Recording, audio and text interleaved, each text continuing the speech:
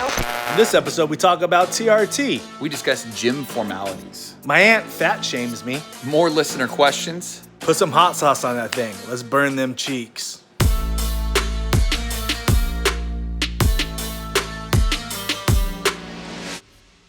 Welcome back to the pod, ladies and gentlemen. My name's Kenny, here with Matt, back in the studio. Bangarang, Peter. We're here. Feels good. Feels good. Feels normal. Feels great.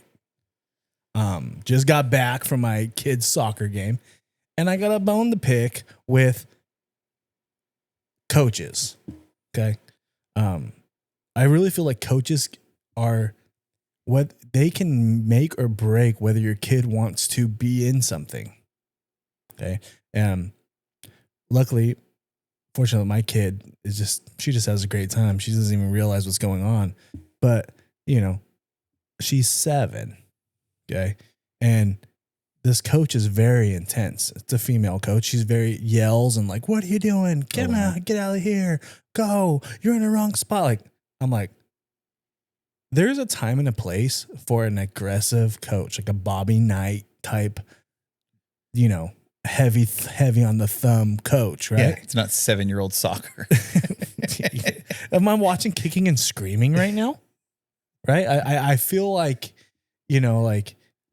all these kids are now, they're just scared. They're just scared they're scared to do anything because they don't want to get in trouble. And they can't open up their game. They can't be free. And we've talked about this before, where I feel like a coach with a kind heart and a more of a you're doing great mentality at a younger age, you're going to get more. You're going to plant these seeds. You're going to get more crops will grow from that, rather than someone being like, "What are you doing wrong?" This kid's going to be like, "Screw this." I think that depending on the age of the whatever it is you're coaching is how you will approach it. Obviously, we're talking like entry level soccer. You're trying to get kids interested in the sport. You're not trying to scare them off.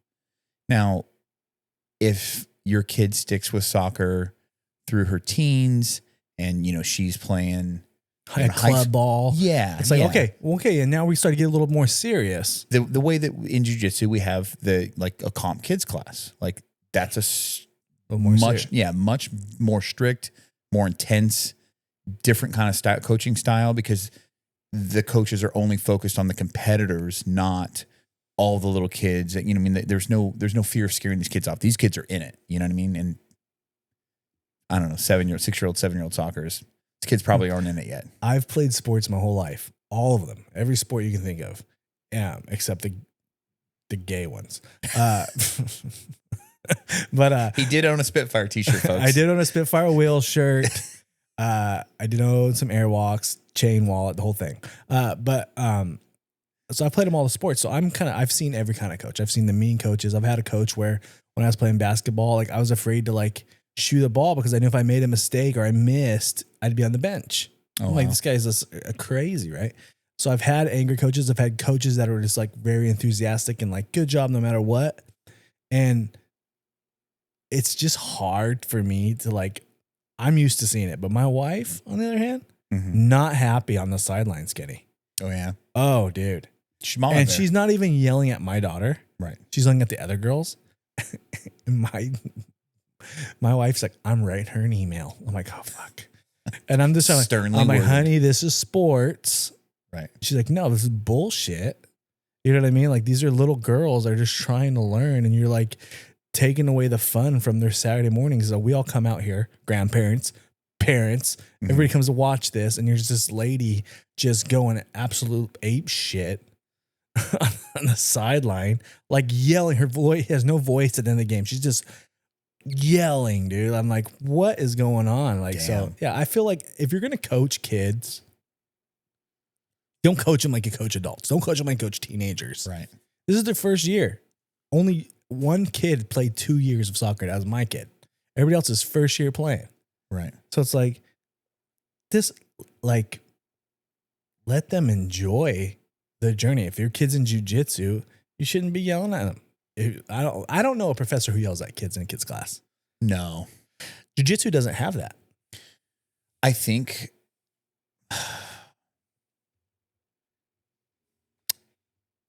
It just doesn't have. I've never seen it in jiu-jitsu where maybe in like a competition, like a comp kid, heavy comp kid, like, what are you doing? Like, but I've even when we make a mistake or we get swept, Right. I've never, not from Poncho anyways. I've heard Poncho yell at the refs for us getting hosed, Right. but I've never like, and I've yelled at refs for like something bad happening to my guy I thought was unjust, but I've never had, him yell at me for making a mistake. I think because jiu-jitsu, making a mistake has much more dire consequences. You know what I mean? Like, you could get your arm broken. You could get choked out. You know what I mean? You could go to sleep, kind of a thing. Yeah. Whereas soccer, you make a mistake and, you know, worst case, they score a goal, but maybe it's just a turnover or something like that. Like, the consequences aren't as dire. Most sports, the consequences aren't as dire. And maybe also because the consequences are so high in jiu-jitsu, when we make a mistake, we know we made a mistake.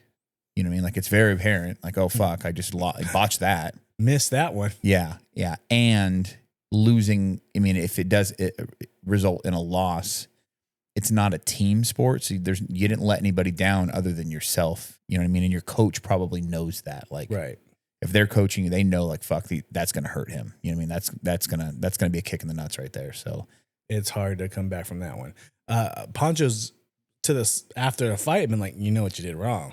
Yeah, Right. You should have done this. Like, yeah, I know. Usually it's always like, yeah, I know. I can't believe I did that. Right. You're always doing something in a tournament that's not in the normal of your game. It usually fails. Don't be trying something new. Right. You said that many times. Like, I've never done this before. Yeah. You said it. You say if you haven't landed it 3 times in practice, don't even attempt it. Don't even attempt it in class. Yeah. Like, yeah, I know. You hit that takedown 3 times in class and sparring, go for it. You ain't ever tried it? Right. We ain't trying it on the freaking yellow and blue mats. Yeah. Like, that ain't happening. But yeah, man, it was just like this morning was just kind of like a rough experience. Like, I was like, oh, God, man, like, just let these, like, am I getting soft? Did I not take my estrogen blocker this morning? Because I'm getting like feeling so bad for these little girls just getting yelled at. I'm like, what is this lady doing, man? And I'm like looking back at her husband, he's just standing there, and I'm just like, check your girl. Like tell her, like, she's being a little much. These kids are 7. My daughter, these girls are running up to you when their shoes are untied for you to help them tie them. And you're here yelling at them for like, get to the post, down the line. Why aren't you down the line? Like, get around, Sawyer, get over here. I'm like, what is going on, lady? Chill the fuck out. Chill out. She's acting like she's leading an army into battle. We're down 7-0. We're not the best team, okay? We're not going to win. Everybody gets a trophy in this league. It's the same fucking one, okay? Fucking A, man. But I don't know. We've talked about coaches in the past. I've had some coaches that definitely scarred me as a kid, you know, to where like I gave up baseball. That's what I'm saying. Yeah. Like, we got to mold these little minds with positive vibes and positive influence on them and make them feel like, man, this is fun. I like this. Like, I can open my game up. I can make a mistake in practice and I'm not going to get yelled at. She yells at him in practice too. Like, I'm like I can go for I could go for an arm bar. Right. And miss it. Right. And be like, coach be like, hey man, you went for it. Good for you. Like, yeah, like a practice scrimmage game, you know, at the end of practice, you do a little mock game or something like that. That's where I think what's neat about most sports and what makes a great athlete is a mixture of discipline and creativity.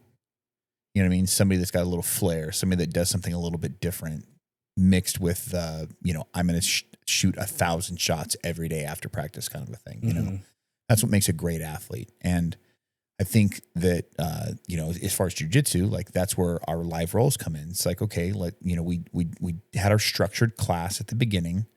We learned the technique. Hopefully you aren't rushing through the technique just because you want to get to rolls, but you're trying to learn something. You're trying to think about how I can develop this and bring this into my game. And then you do your situationals where it's got a live feel to it. There's definitely some back and forth. There's some struggle. There's some resistance. And like maybe you hit it and it's like, oh, it clicks.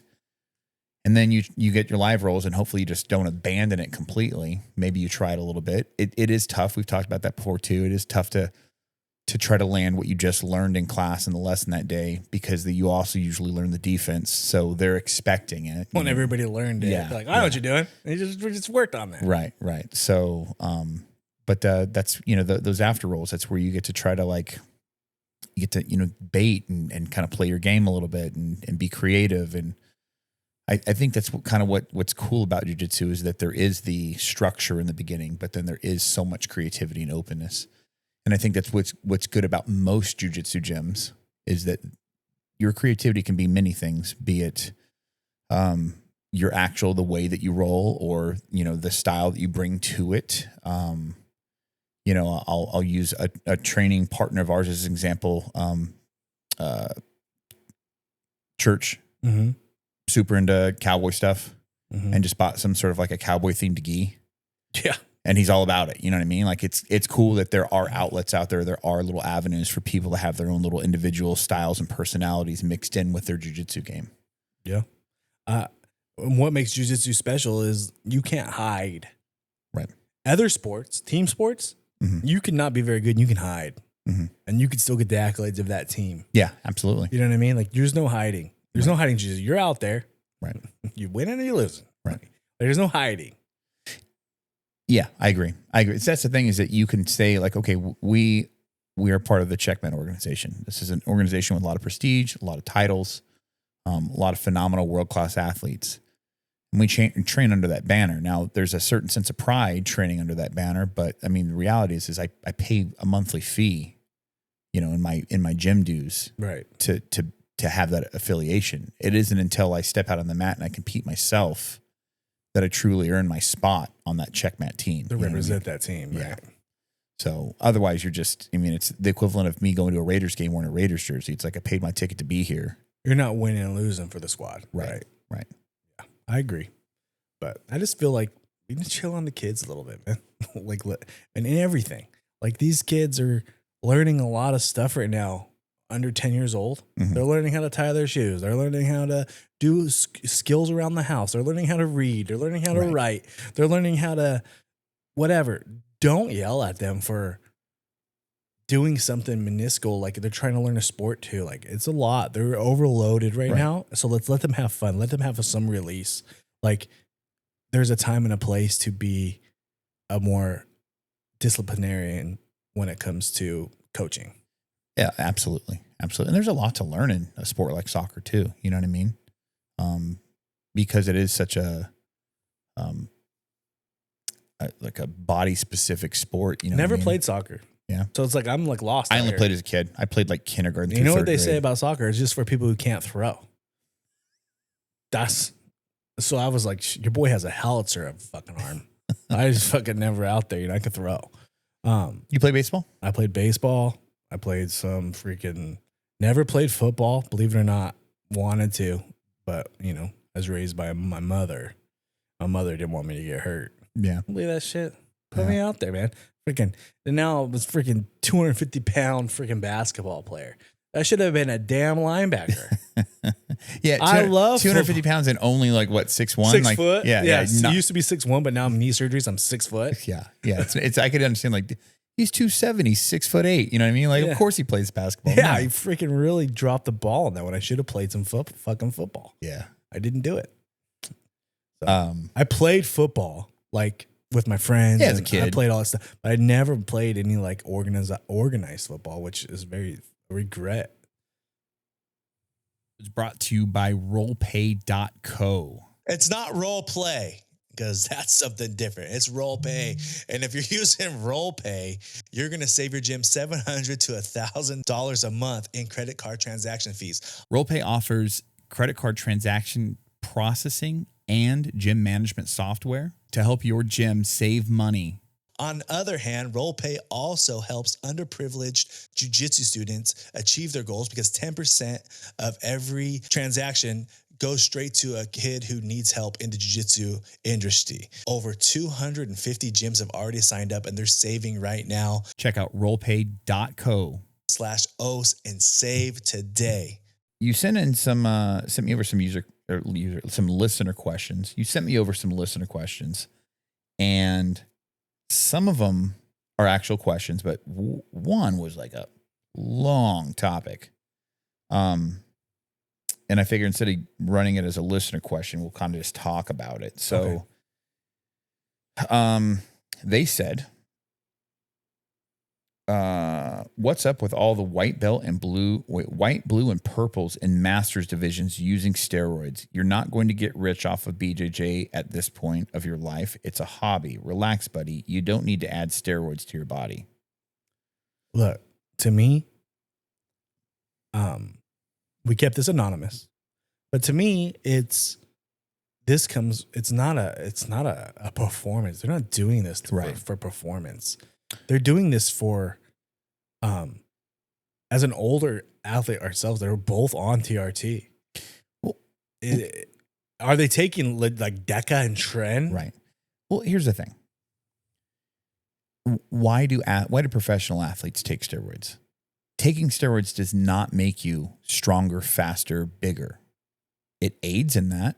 And how it does that is it allows you to train longer, more often. In some cases, it can increase your cardio and power, explosiveness. It does do that. It helps vision. Like there's some stuff like I've done the real fake stuff. So but if these are all benefits, right? Everything that you do in life, whether it be eating food, is going to have a cost factor. Is eating this candy bar worth what comes with it? The calories, the sugar intake, etc. You know what I mean? Like everything that you put into your body at period is going to have some sort of an effect on you. And you kind of have to weigh the pros versus the cons. The same thing with steroids and peptides, etc.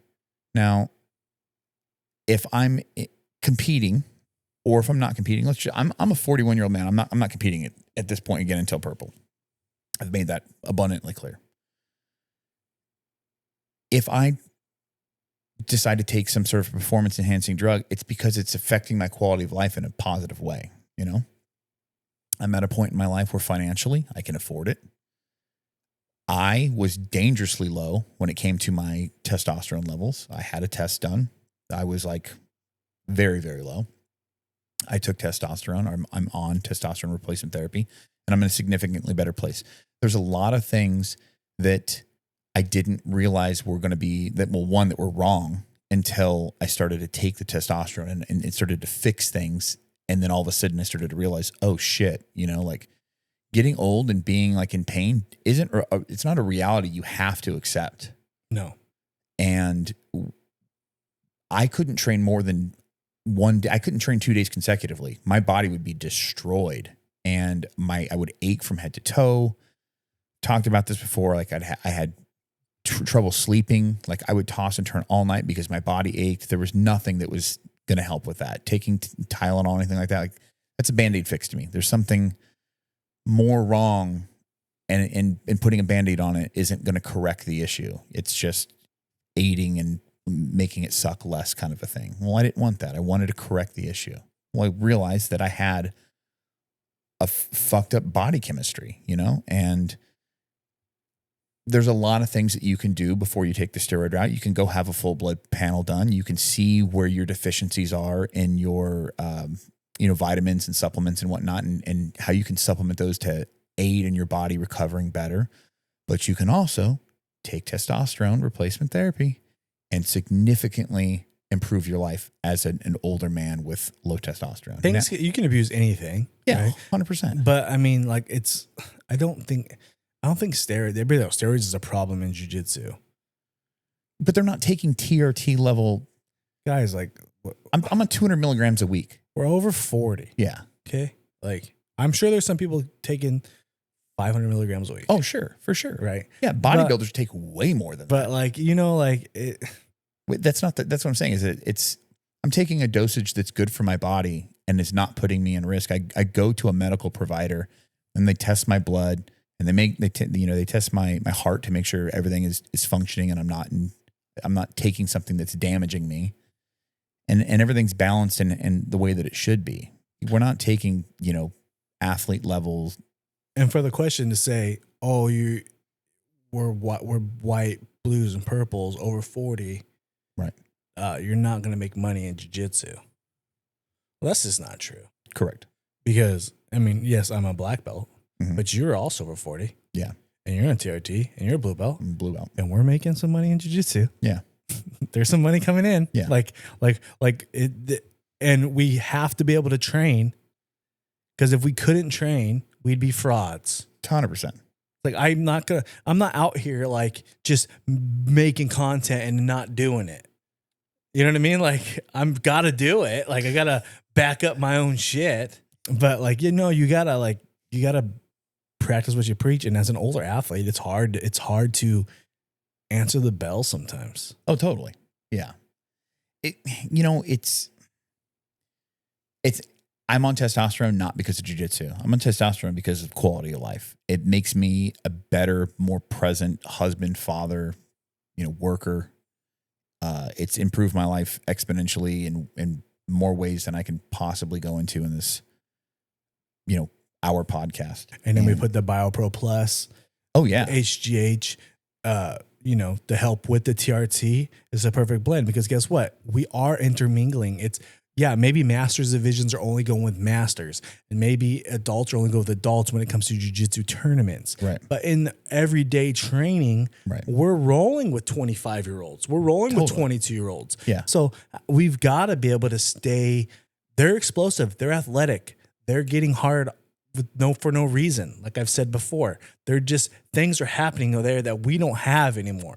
We've got to be able to equal the playing field to be competitive as an older grappler. Yeah. Turn a fan on in the corner. All of a sudden they catch a breeze and they're like, oh, yeah, boom. Yeah. Like, you want to go again? Yeah. What are you talking about? I'm sleeping. I will say this. Okay. So just to kind of touch on the BioPro, because I think this is kind of a good topic for that. So when I initially started, I didn't feel any real difference because I was already on testosterone. So it's supposed to aid in like the production of testosterone and maintaining good testosterone levels and whatnot. But already being on TRT, I didn't get that benefit. So I was a little unsure in the beginning, and I took it for about 2 months straight. Didn't miss a day. And I couldn't like necessarily pick out anything that benefit wise. I stopped. I took a month off just because I didn't reorder it. I got lazy, right? Mm-hmm. What I noticed over that month was my testosterone, the way that it makes my body feel, I had waves of it. So like on the day after, I inject twice a week. On the day after I inject, I was great. The next day, fine. The third day, I started to feel a lull. The next day, I would inject again. I would be fine. A couple days of good, start to feel a lull. When I was on the BioPro, I never had that drop feeling. You know what I mean? I just felt balanced with my test levels throughout the week, every day. I'm back on it again, and I'm feeling that again. BioPro helped sustain that dip. Yes. To get you to the next injection, which totally. I can see. To me, when I fairly almost the same thing, I went like 2 weeks without taking it because I was on a lapse on reorder getting the new shipment. Yeah, and when I was on it, it was helping me keep my weight down. Like, it was helping with the weight loss and the testosterone. When I've just taken the TRT, your boy gets swollen. Gotcha. You know what I mean? So it was like, it was helping. I don't know. Something with it was helping that. And I could feel it in my skin. Like, my skin was better. Mm-hmm. And like, I just like, and I was sleeping better. Do you take the sleep aid? I do. Dude. Yeah. I ordered it when I got my first shipment of BioPro. I had the Core to Sleep as well, and I didn't take it in the beginning. I was a little apprehensive because I don't really have bad sleep or whatever, unless my body aches and I just sleep like shit because of that. Dude, I started taking that Core to Sleep stuff, and I sleep like a fucking baby, like deep. And I didn't think I slept bad, like you. Yeah. And I think I didn't. It's kind of like when I first started watching HD TV in my life. I never had HDTV. Right. The freaking football game looked You don't know great. what you're missing. Yeah. The football game looked fantastic to me. Right. I went up to my buddy's house. He had HDTV, and it looked so great. And then I came back to my house. That shit was blurry. So I really didn't understand what I had. Yeah. And then I took the Core to Sleep. Yeah. And I was like, whoa, dude, Yeah. I was not sleeping. Dude. So I have a fitness watch tracker, a Garmin. and it tracks my sleep. And the nights that I take the core to sleep, it'll give you a sleep score at the end of the day, and it'll tell you like, oh, you slept light this many hours, you had this much deep sleep, and you had this much REM sleep. And all my numbers are up if I take the core to sleep. Like I sleep deep and my sleep score's through the roof and I feel it. You know what I mean? It's a little, I don't just wake up, like snap to it in the morning time. Like I have to like kind of get up and be like, okay. But as soon as I'm up, I'm up. But when I'm like, I take it, it says take it 20 minutes before bed. So I'll do that. And I swear like 15, 20 minutes later, my eyes are heavy and it's like, let's go to sleep now. And that's a problem that I have. I have trouble falling asleep sometimes. Once I'm asleep, I'll sleep fine. But it's the falling asleep thing. This thing puts me out and I sleep so deep and so sound. So if you're like really fearful about trying TRT because you've heard all the negatives about it, right? Mm-hmm. We've heard negatives like we don't know long-term effects. You have to take it forever. Maybe try BioPro first. Yeah. Try that because they help each other so much. Like it's like, peanut butter and jelly. Right. So it's kind of like they really affect each other so well. Maybe try one before you try the other just to see, and you're not making that commitment towards TRT. But in future episodes, we're gonna have somebody who's an expert on testosterone replacement, and he's gonna explain the whole thing and the perks and the benefits and the So they do a lot more too. So we're having somebody from a local men's health clinic on the show, and they do a lot more than just testosterone replacement therapy. They do peptides there and stuff like that. So it'll be neat to see what else the other services they provide. I think they do the Ozempic shots. I think they do a lot of stuff. So it'll be a fun podcast. But we're gonna. It's not like I've decided to be when me and Kenny decided on a podcast. Like when we have guests on, it's usually like meat and potatoes, and I don't feel like they're as fun. Yeah, and I feel like we're gonna talk about. He's gonna talk his shit. Yeah. But we're also going to have fun on that podcast and talk about like, we're just going to be like an everyday podcast. He's going to be here and we'll just, a little back and forth. So, but yeah, I mean, I don't feel like it's bad to answer the question doing TRT as an older athlete. I feel like it's a necessity for some people. You shouldn't judge anybody or look down on anybody on their skill set because your jiu-jitsu is your jiu-jitsu. Are you hitting the move or are you not? Right. Don't be mad at somebody because they overpower you. Right. I mean, like, again, if you're not the age where your body would need TRT, you won't understand the need for it. It won't make sense. It didn't make sense to me when I was younger. Being older, taking it now, I get it. It makes total sense. And I am an advocate for this shit through and through. I've gotten so many friends on TRT. And it zero reason for me to tell people to get onto it was because of, it'll make you stronger for jiu-jitsu. There are some guys that are in their 40s and 50s that have high levels of TRT. Yeah. Just genetically. Yeah. Or health choice wise, their life or whatever, they got it. They still have it. They're still slinging that thing. Some of us don't. Like some of us lose it early. Right. My TRT took a dump in my mid-20s. Why? Because I abused steroids. Right.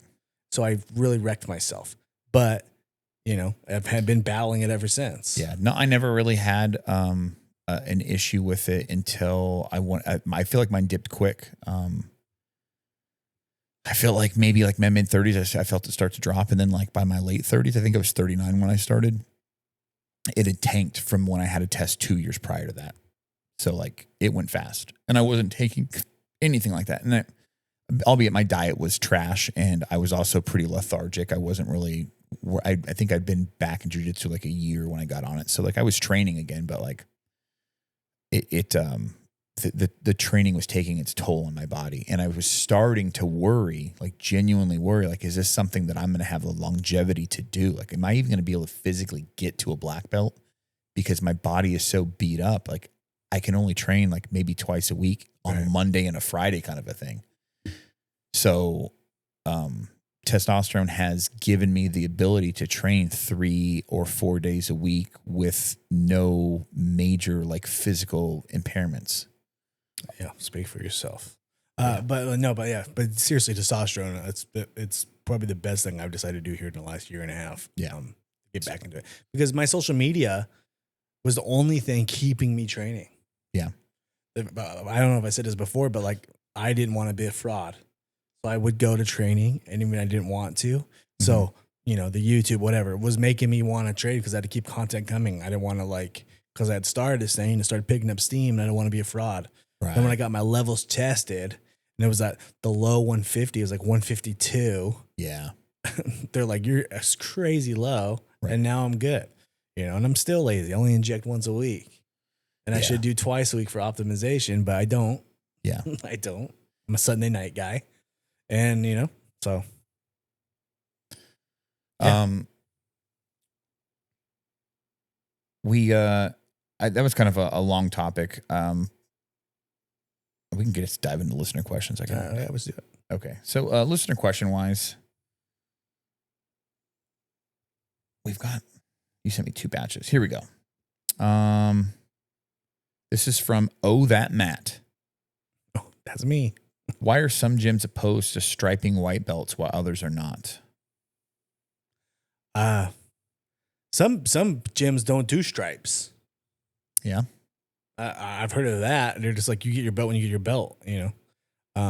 Well, you gotta think, like Nogi, they don't stripe. There's no belts. Yeah. Yeah. I mean, I guess they say there are belts, but. Right. Yeah. But if you go to like 10th Planet, like you'll get your belt at belt promotions, but you're not striping. Yeah.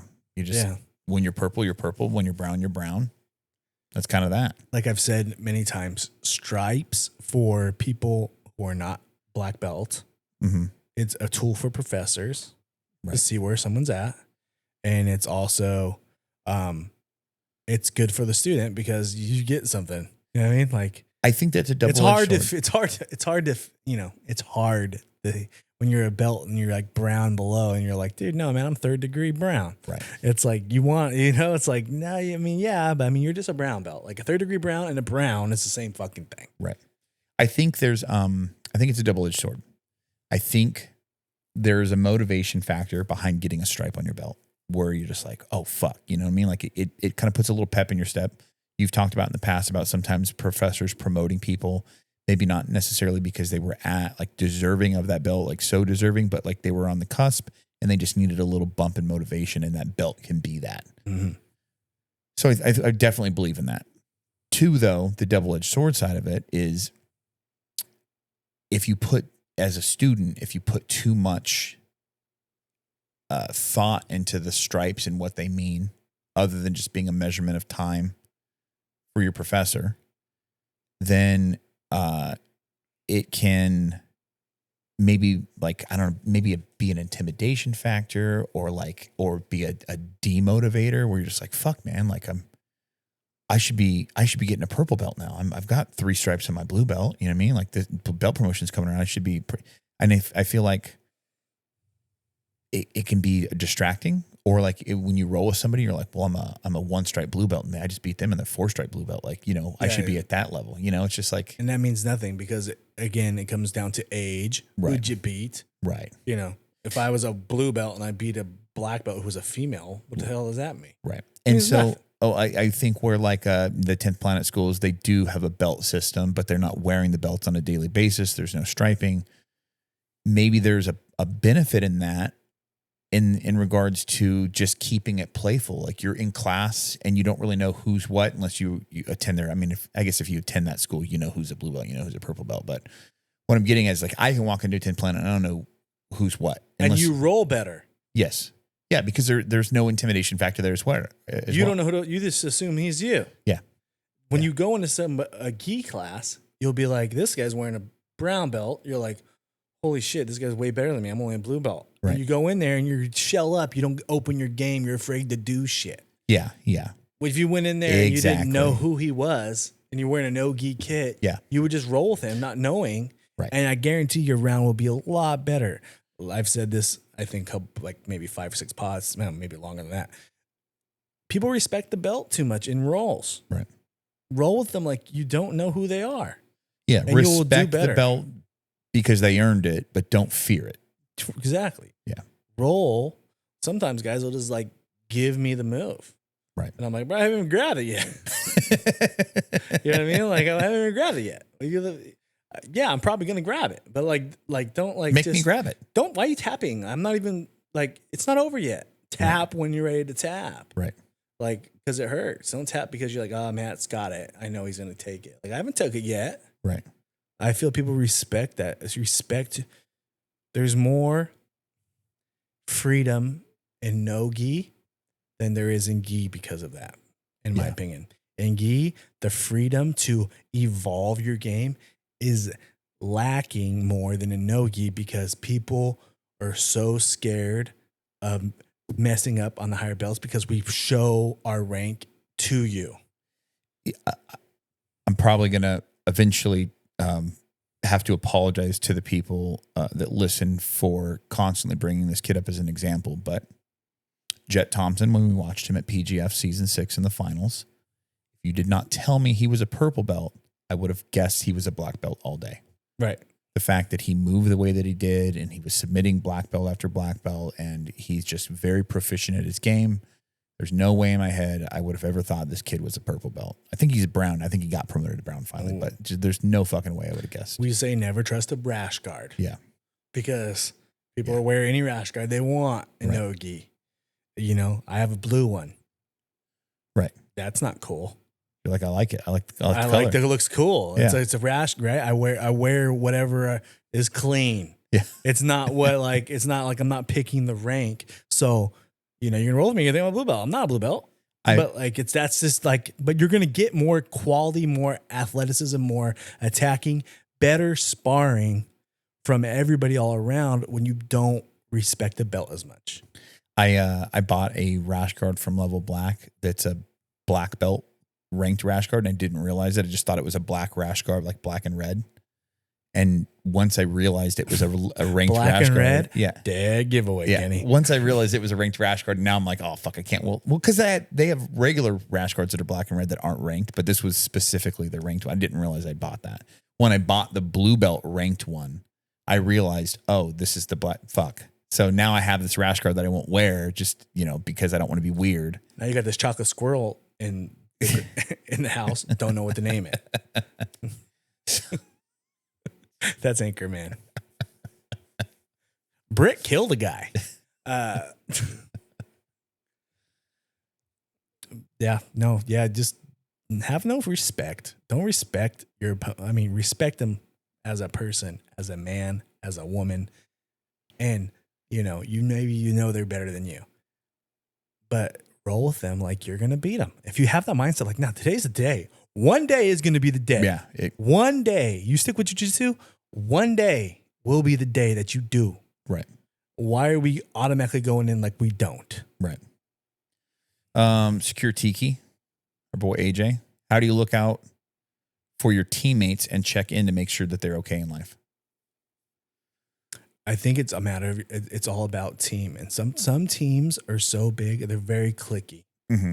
And then some teams are very, very close. Like sometimes there's always a girl group and there's a teenage group. And then there's these certain black belts that hang out. And there's you can have one whole gym and a very, very cliquey gym.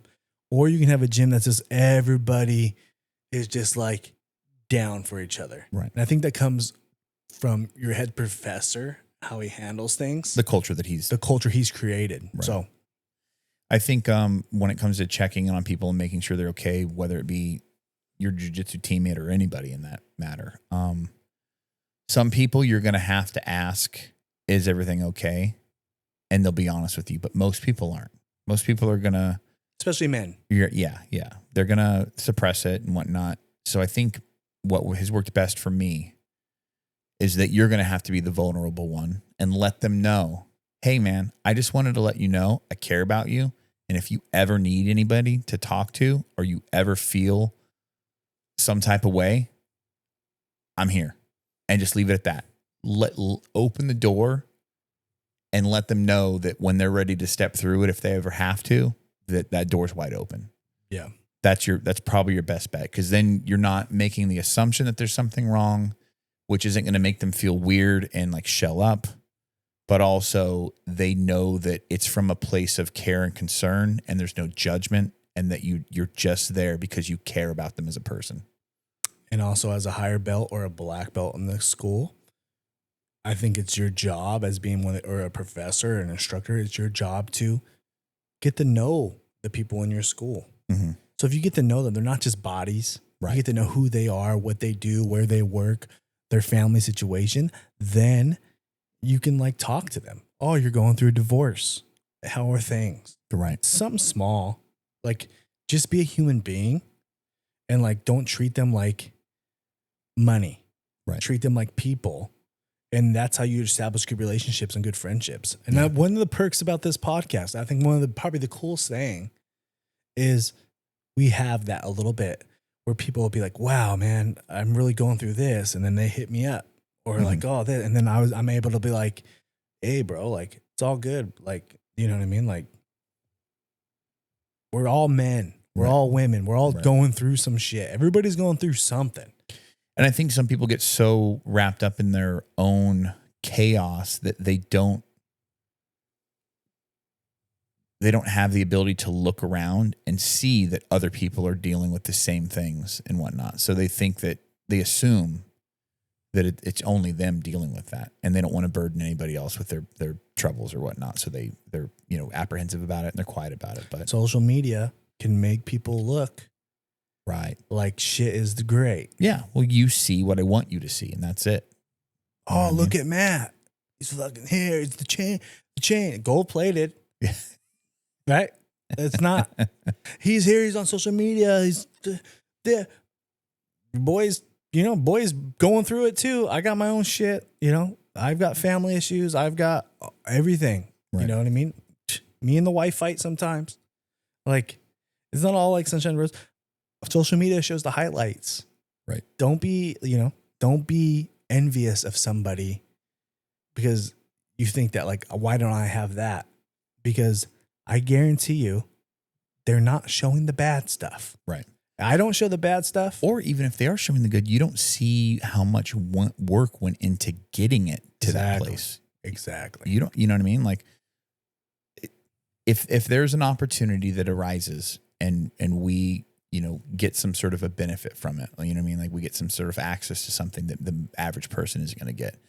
There's probably because we've put a lot of work in to get to that point kind of a thing, So we're not necessarily showing, like, okay, just to use this as an example, like you guys don't see what happens between today when we record this pod and the editing and the back and forth conversations between Matt and I about cutting clips and this and that. And then like I send him something and he's like, oh, can you add this to it? And there's a lot of work that goes into this. You only see the finished product. Right. And we try to make it look as polished as possible. And in some cases, it may look easy. There's a lot to it.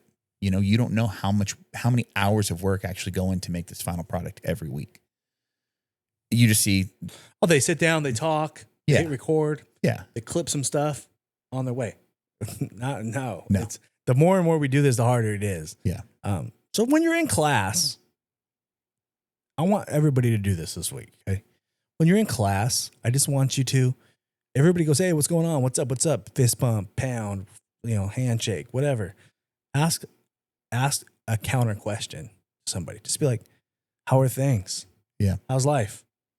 Not just, hey, what's up? And to keep it moving. Right. Ask somebody a secondary question. When you're sitting on the wall in between where you're taking your rest round, and there's somebody sitting next to you that's tired. You know them mildly. Yeah, but hey, man, how's everything going good? Yeah. Wife good? How's life, bro? Yeah.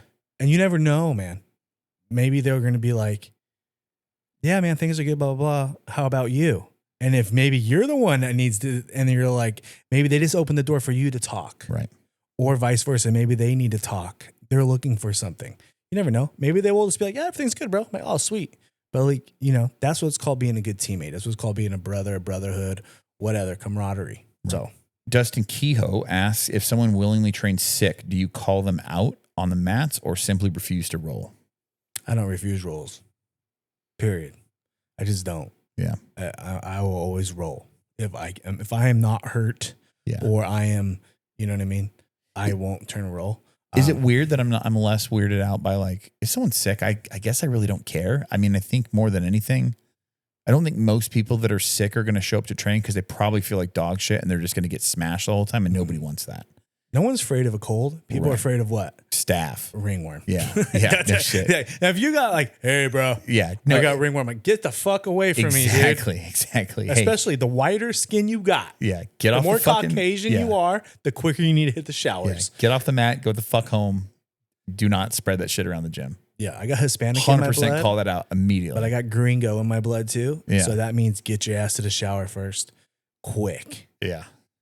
And if you want defense soap, go to my link on my Os Nation. Your boy's got a storefront. You can go on my storefront. I'm showing everything on there. I'm showing gis I recommend from just starting out jiu-jitsu that won't break the bank. I got finger tape, wrist tape, knee braces, tense units. I'm probably gonna put some podcast equipment if you want to start your own jiu-jitsu podcast on there. And I got defense soap, all that kind of stuff. You just click my link, break your boy off some cash. Mm-hmm.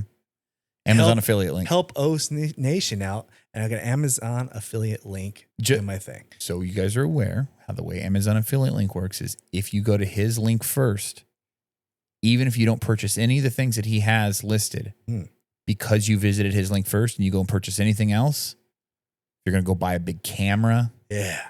He gets a percentage of the sale from Amazon. PlayStation 5 for your kid. Yeah. Something big. House.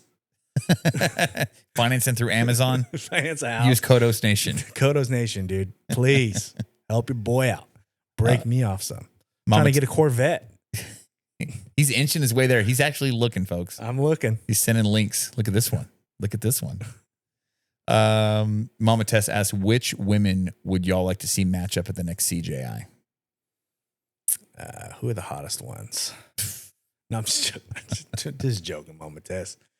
Fan of the show. I'm not really intrigued with one match.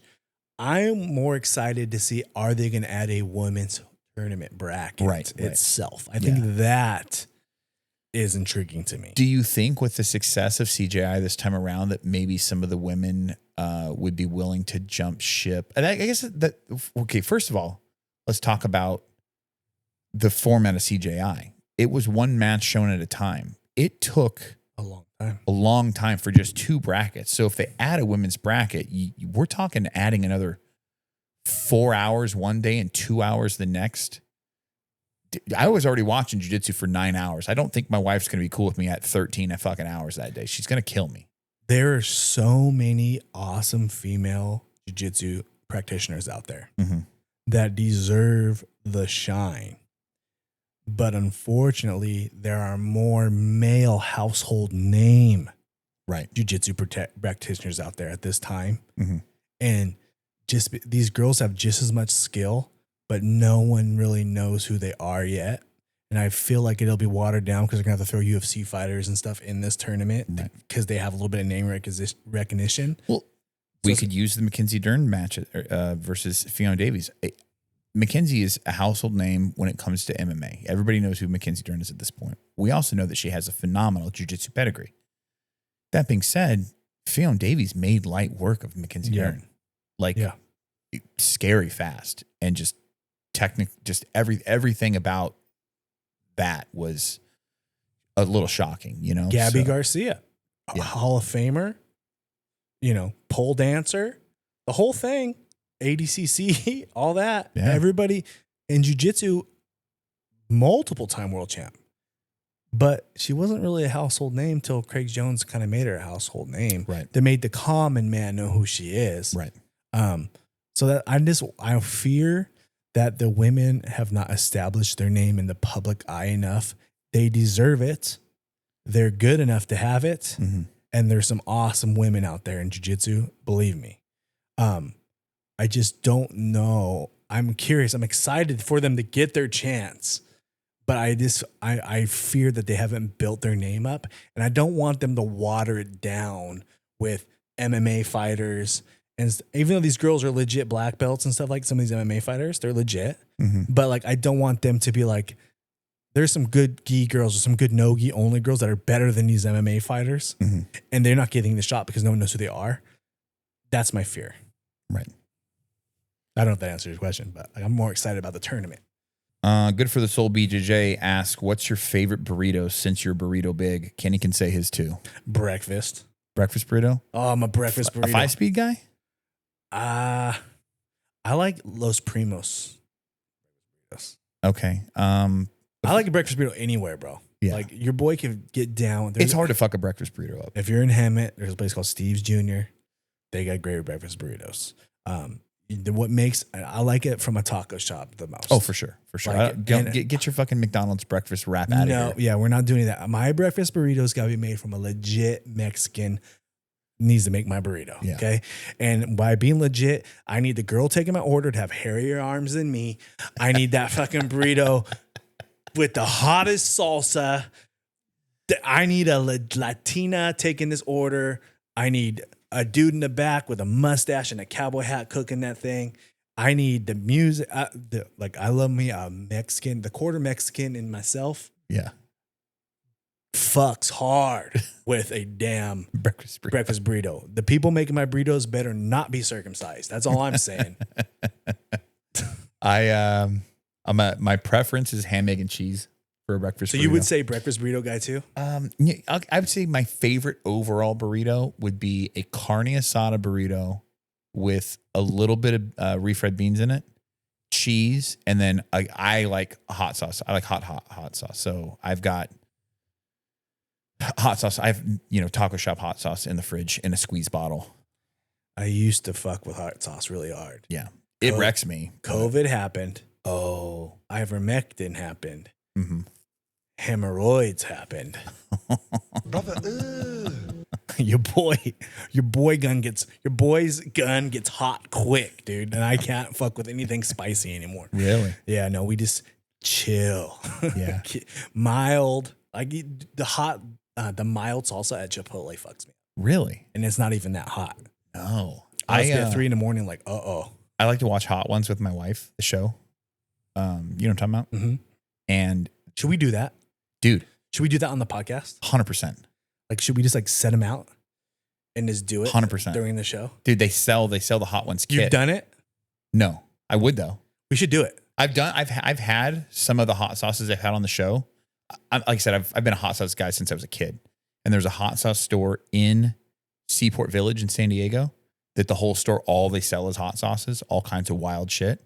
And so like when Hot Ones came out, I'm like, oh, I recognize a bunch of those. So like the bomb, I used to have some of that in there. There we go. This is what we're gonna. Not only if we get me in by the end of November, you'll get me in a cold tub. We'll do a Hot Ones. We will do a Hot Ones episode. That same episode. We'll start it off with me dunking my titties, and then we'll answer questions, and we will be dying. Yes, as we do it. I'm down for that. That'll be. Totally once we get to 1,000 subs on YouTube. Mm-hmm. We're doing a Hot Ones episode. The 1,000th episode that next episode will be a Hot Ones episode. Down. Yep. You're a fucking poor asshole. Whoa, bro, dude. Honey. KT Stock. I don't remember following you. Who are you guys? Well, go fuck yourself, KT Stock. Hey, thanks. Well, you're still here, bro. Yeah. Bonjour. Red Swan _2024. Which injuries, old and new, are you nursing? Your boy who got an MRI. Oh, did you? I went to the ortho. He moved my leg around. He said he didn't hear anything structurally wrong with it. So he's like, I'm pretty sure it's a bucket handle tear in your knee. Mm-hmm. And so now I have MRI on Friday. And so I'm gonna hopefully get that taken care of after PGF. I'll get that taken care of probably December. And then, I got this knee, I got this freaking wet nose. But I'll talk about that later. Those are the injuries. What's the recovery on that? Well, it depends. I guess if they reattach the meniscus, it could be 6 months. Okay. If they just take it out, it could be like 4 weeks. Gotcha. He said at 40 years old, it all depends on what it looks like when he gets in there. Did you tell him that you're a black belt, 2nd degree? No, I did not. Sir, I'm an athlete. I don't look like an athlete. I'm what we call a sleeper car. I'm a sleeper car, Kenny. There's that Louis C.K. bit where he's off that old special of his where he's talking about going to the doctor and or maybe it's a fucking Tom Segura, one of the two. He's going to the doctor and he's talking to him about how he's got a bad knee. And the doctor's like, oh, well, you know, you should stretch and you should do this and do that. And he goes, isn't there some kind of a surgery we can do like for athletes or whatever? And he's like, you are not an athlete. And he's like, what the fuck, doc? Like fucking. Hey, my aunt, that shall we name and name, not going to name the full name, but sorry. Look at, sometimes your boy don't look great in a rash guard, depending on the color. Okay. Okay. You know, bad angle, dude. I'm power bombing this guy in a clip. If you go on my Instagram, I've just seen muscled the guy up and just fucking around with them while he's trying to roll. It was a live roll. But Green like I level said, black kit. Yeah. And you know, as a bad angle, it was low angle. Yeah. Okay. Yeah. Get up higher next time. It was low angle. It was from the fucking ankles, dude. Okay. They're hitting you with the hero ankle. My aunt tells my wife, why is it Matt shouldn't be wearing that? That's not really fitting for his body. Hey, Aunt Robin, I just said your name. Okay. Chill out. Okay. I'm a sleeper car. Damn, Aunt Robin's just out here roasting you to I'm your a wife. sleeper car. She's fucking. What's under the hood is what matters. Okay? Pissed. This is a Sunday brunch. This dropping this bomb on me. I was going to comment on there. Oh, you better not. You better block Aunt Robin for her IG, bro. She's going to come in and start roasting you. Aunt Robbie, what the heck, dude? It's just unintentionally shit. That was a low shot. It was a low angle. I I'm going to clip that. I'm tagging her. SBG _ Gordino _ Gostoso. Jesus, man. Hey, First of all, let's fix the fucking Instagram handle. when in doubt, you're a hard person to find. _ Thoughts about being too formal when it comes to BJJ or vice versa, too informal. You know, I think is that like more of like bowing in, bowing out type stuff. I like some of the formalities. I think that's what he's talking about. But did you get the video I sent you last week about Gracie Baja being under fire again because it's a little so like Gracie Baja? I didn't know this. They make you sit when you're sitting on the wall. You have to sit cross-legged. So there's no just like kind of knees up or or there's no You sitting. can't like lay that. down when someone's demoing and Yeah. Like so that's wild to me that like you have to sit certain ways. I get the bowing, coming on and off of the mat for water.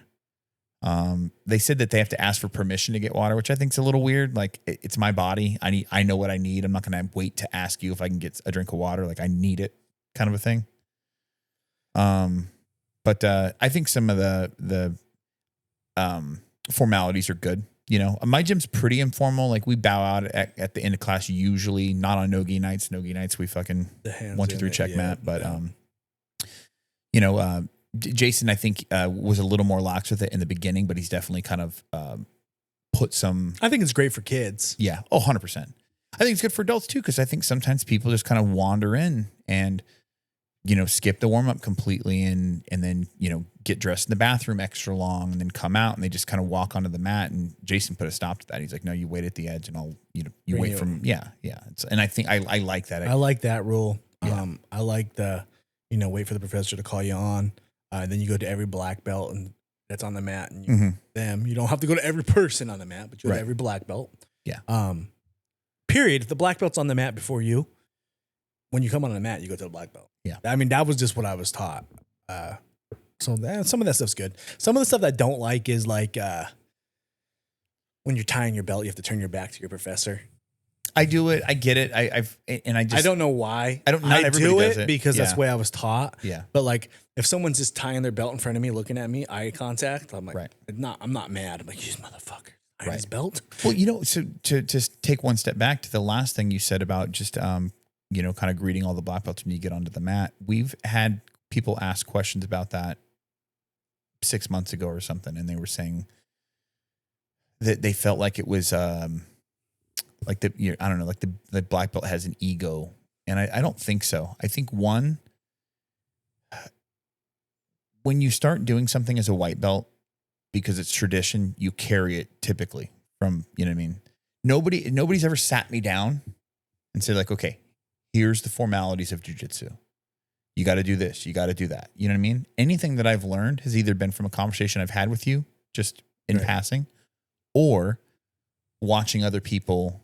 Nobody ever told me that when we line up and shake at the end of class about the bowing and then shaking the hands and whatnot. Like, that's just something that I watched happen and I just followed suit, and it makes sense. You know what I mean? So like, I think there's just a certain, there's showing respect because you have reverence for the people that have been in the sport that long and have, reached the level of black, which is not an easy thing to get to.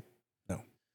Everybody's been in the back. Right. Everybody at one time has been the last person in a line with blue, purple, 3 rows in front of them, Right. and a 4th row looking at them, Right. which is the black belts. Everybody's been in the very back, in the back of the line. I promise you, when you guys get your black belt, which I hope you all do someday, and you're finally, your first class is a black belt, and you go to bow out, everybody line up, and you face the class. Yeah. That's a different It's a feeling. moment to remember. Oh, I'm sure. It's cool. And now people are coming to you and bowing to you. Right. It's cool. You've earned it. It's a cool thing. So I know it maybe seems like, well, I'm going to bow this guy. He's not better than me. He's not. He's better than you at jiu-jitsu, probably. You know but like, what? he's not better than you in life. You have your own life. You're a black belt in another thing. Everybody's a black belt at something. You're a black belt mechanic or doctor, or whatever. But like at jiu-jitsu, in this moment, on these mats, you're superior. What I think now, just as we're kind of having this conversation, when the person had asked before, like, oh, I think that's an ego thing with the black belts. I'm kind of thinking the opposite now. It's an ego thing with like lower belts. Yeah. Yeah. I think you having an apprehension about shaking a black belt's hand by stepping onto the mat, there's an ego issue with you where you feel like, oh, I shouldn't have to shake another man's hand simply because he's been doing this sport for 10 years. You either don't respect the sport, you don't respect that person as a person individually, but like, I mean, you should have some reverence for what they've done because I guarantee you they're probably going to smash the fuck out of you. In most cases, there's only one black. I would say per capita, usually there's one black belt in the class. Right. Well, we have crazy sometimes where it's like 12. Yeah. You go to a big school, you go to a check mat, a big check mat, a big auto, something like that. Yeah, it's going to be different. But there, in most cases, there's the one guy. There's the guy that owns the school. And so, like, if you're not going to respect the guy teaching you, right? Why are you there? You're going to get if you're going to get basketball lessons from Michael Jordan, you're going to walk on and not say, "Hey, how's it going? My name's Kenny." You're just going to be like, "Rock, yeah, what's up, Mike? Ball. Where do I go? Show me what to do." No, you're going to be, "Hi, Mike. My name's Kenny. How's it going?" Yeah, come on, what are we doing here? Introduce yourself. Yeah. Don't be a fucking weirdo. I don't know, man. Rain dance.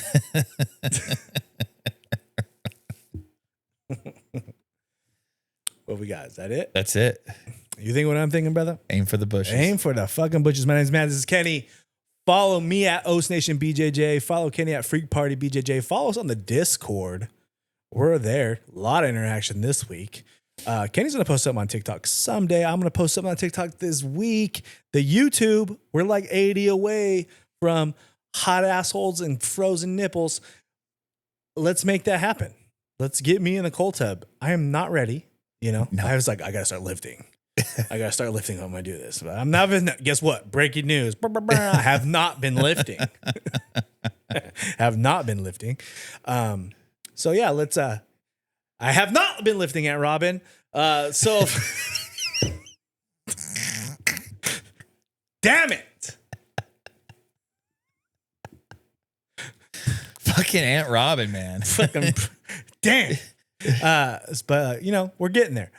So yeah, follow us on all that stuff. We appreciate everything you guys have done for this podcast this far. We are a top 5 jiu-jitsu podcast on the planet. That is because of you guys. So appreciate you guys. Much love. Audio was better this week. We're working on it. Last week was crazy, spazzy, downsy audio.